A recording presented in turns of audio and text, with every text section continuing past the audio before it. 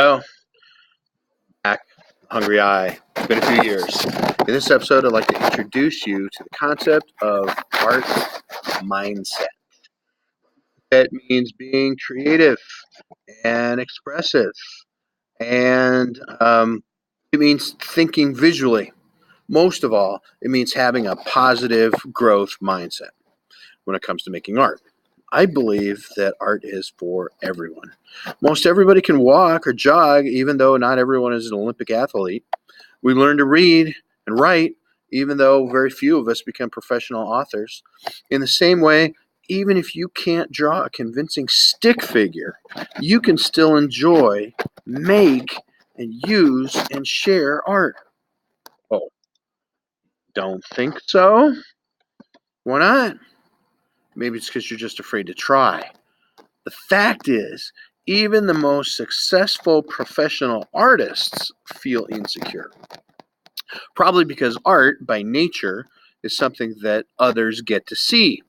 If other people get to see it, they're probably going to have something to say about it, and they might just tell you what they think. So let's face it, that can be intimidating.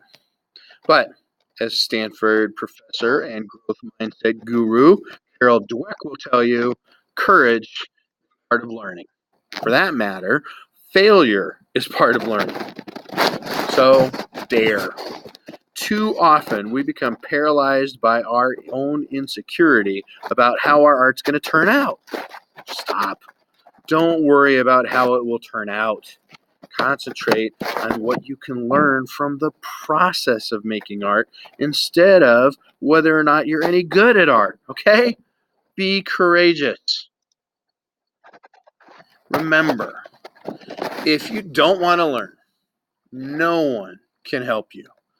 Now, if you're a student and you've got a bad attitude and you hate school and you don't want to learn, I don't care how great the teacher is. They can stand on their head and dance. They're not going to be able to help you. On the other hand, if you are determined to learn, there's nobody in the world that can stop you. If you want to learn, you're going to learn. So don't be afraid of it. Okay.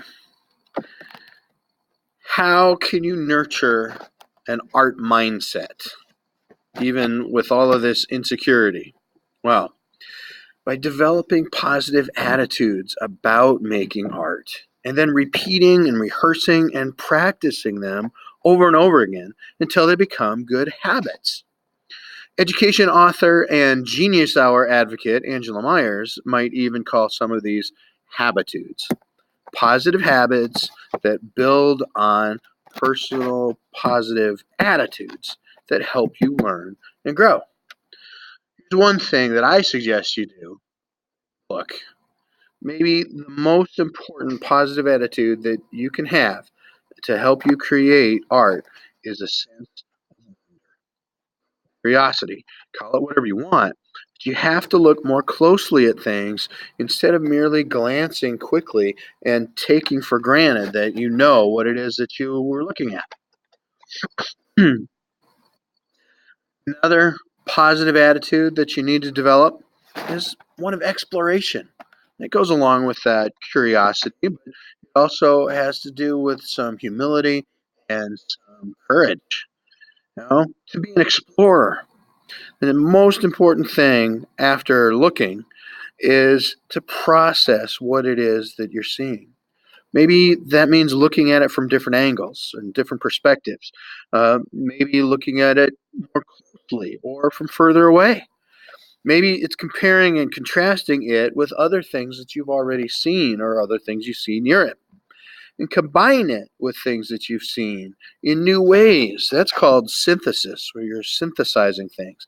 And also, the best things is to observe it so closely, to examine it so closely that you end up discovering new things and begin to see things in whole new ways. Don't stop there. Once you've processed what you've seen and learned and experienced and explored, share it with others. Feed the hunger. Feed the hunger. Once you've seen what no one else sees, share what you've seen. Help other people to see things in a new way too. Don't hoard it for yourself. To get kind of almost boring and serious, but I'll make it quick. Art students, college art professors, art education teachers, what they study are pretty serious things. They follow four basic strands.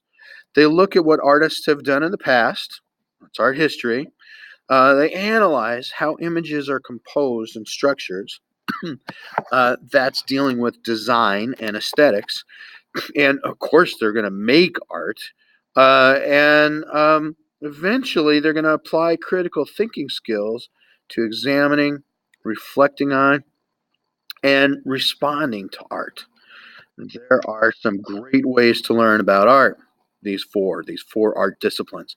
This is a long time ago. This is some things that have been developed by the Getty Center for the Creative Arts out in Malibu, California.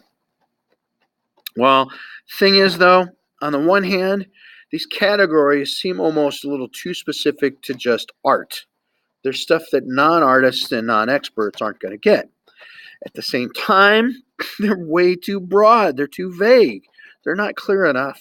They're not specific enough or relevant enough or practical enough for non-art experts to wrap their minds around, let alone use. Okay, fair enough. So, let's look at some habits that you can really use that will help you develop as an artist and will help you develop an art mindset that you can use for everything else, not just art. Way back, well, it's not way back. This is only 2019 when I'm making this. But in about 2003, Harvard Graduate School of Education had a thing called the Project Zero.